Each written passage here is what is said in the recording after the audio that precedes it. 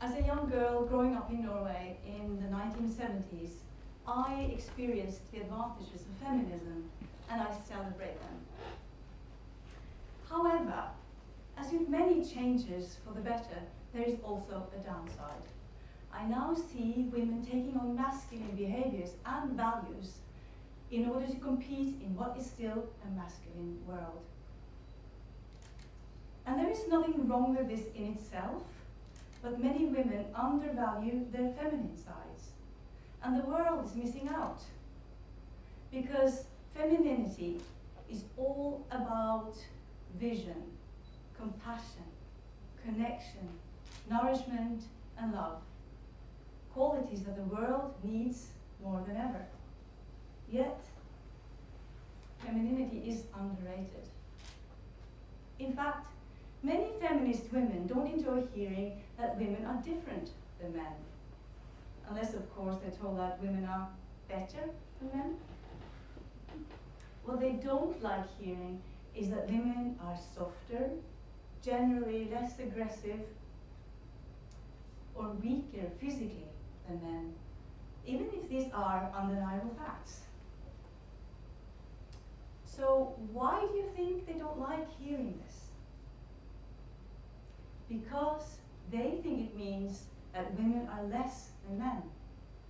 And there's only one reason why they would think that, and that is because masculinity has a higher status than femininity. In our society, we value and reward masculine traits more than feminine. You may not know it, but you are probably not putting the same value on femininity as masculinity, regardless of whether you're a man or a woman. You see, we have been trained to regard femininity as nice, but not very important. To prove this, I'm going to take you through what I call the cringe test. It is highly scientific. And it goes like this. I read out some statements, and you notice how much they make you cringe. Yeah? Okay. Are you ready?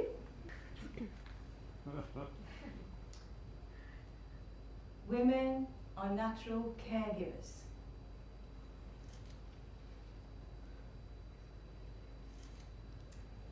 Women are designed for childbearing.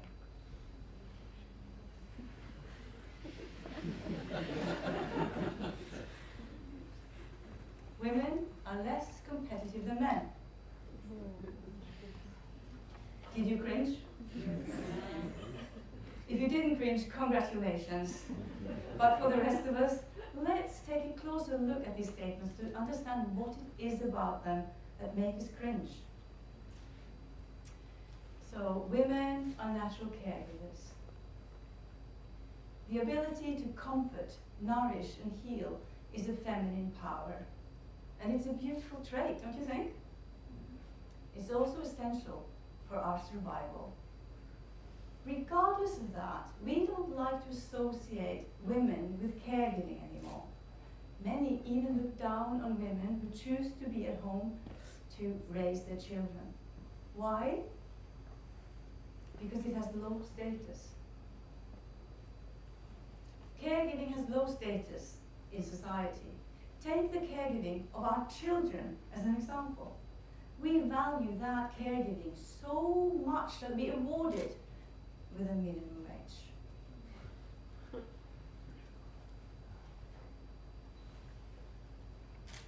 Women are designed for childbearing. Ouch. But obviously this is true. We are designed for bearing children. So why does hearing that make us cringe? Why does it feel demeaning, belittling? The answer is simple. Because we don't give it much status and importance. In our society, the ability to give life is seen as unimportant. In fact, the fact that women give birth is often seen as a real hindrance to gender equality. Because if we didn't have to give birth and raise children, we could devote ourselves to more important things, meaning our successful careers. But truly, what could be more important than bringing children into this world? Is not our species completely dependent on this amazing ability? I mean, is being the head of an investment bank essential to the survival of humanity? And there have been times in human history when women were revered for their role as childbearers. Times when humans were deeply connected to the forces of nature and to the mysteries of life. In these societies, women were seen as connected to the divine, to the goddess. Women were the visionaries, the bringers of life, the interpreters of the land. And these women knew their feminine power.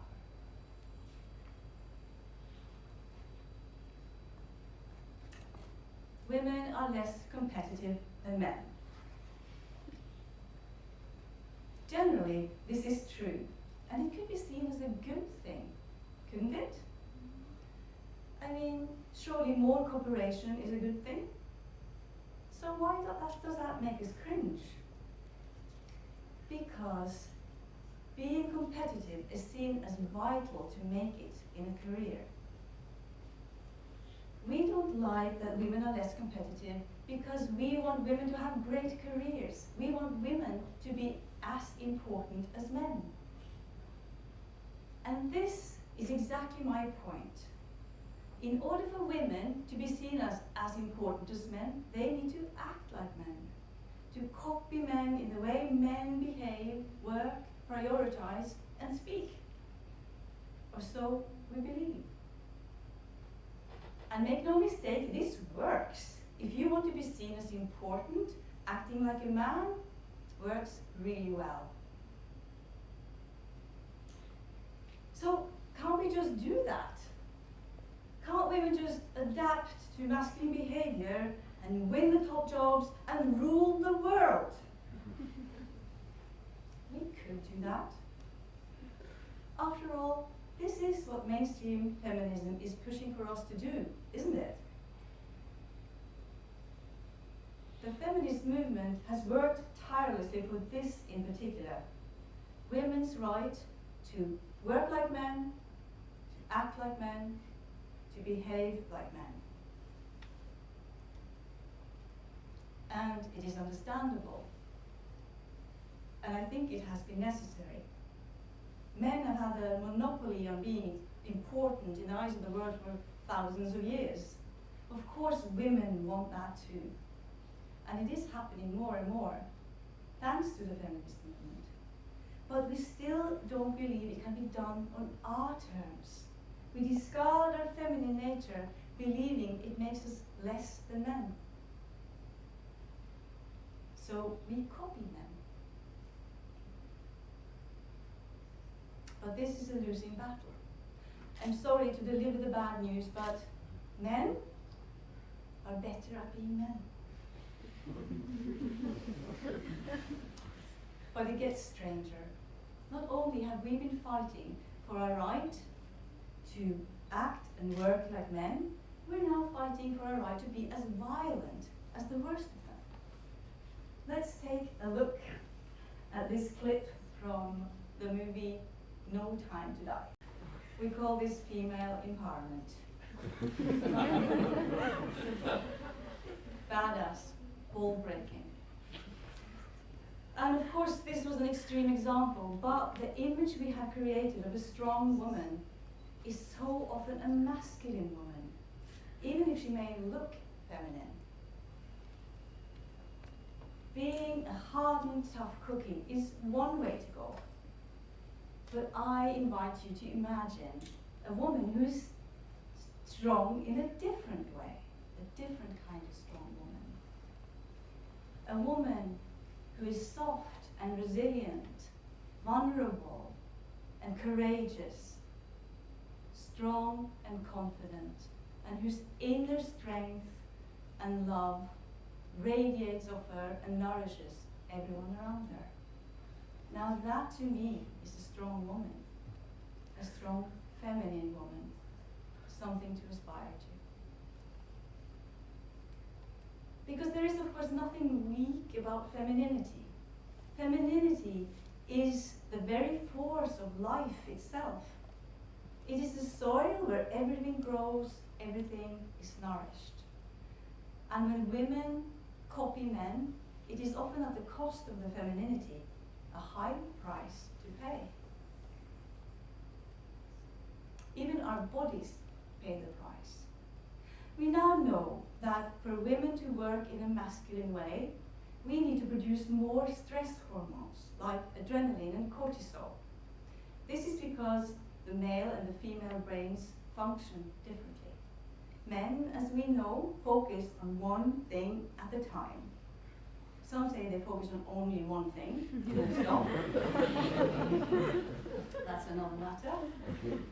Most women have diffuse awareness, which means they take in everything around them. And I mean everything. The picture that's hanging squint, the trash can which is full, the 100 unanswered emails in our inbox. They speak to us, and it is hard for us not to do something about them. Women, am I right? Yes. Men use testosterone to effortlessly focus on that one thing.